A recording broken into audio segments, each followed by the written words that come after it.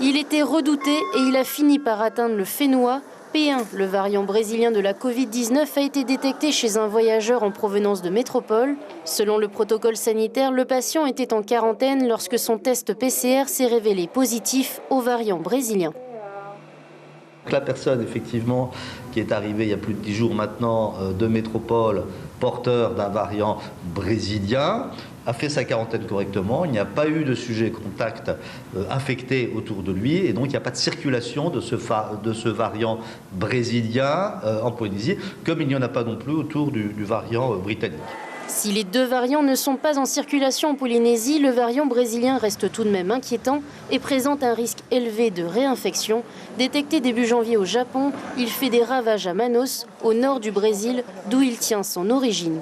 On pourrait être infecté par une souche de variant brésilien alors qu'on a été infecté par une souche classique. C'est effectivement l'immunité n'est pas croisée complètement.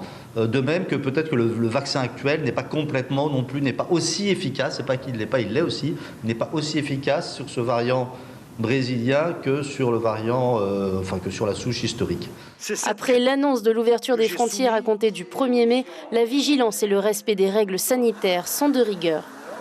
Il est évident qu'on aura un risque d'introduction des variants et je pense qu'à un moment donné, il y aura des variants qui vont s'introduire malgré toutes les mesures qu'on pourra mettre en place. Ça mettra plus ou moins de temps, ça sera plus lent, on arrivera sans doute à le contrôler, j'espère à le contrôler, mais on aura des cas, et il se peut qu'on ait une petite dissémination de variants dans le pays, ce qui pourrait donner lieu à des petites vagues épidémiques éventuellement.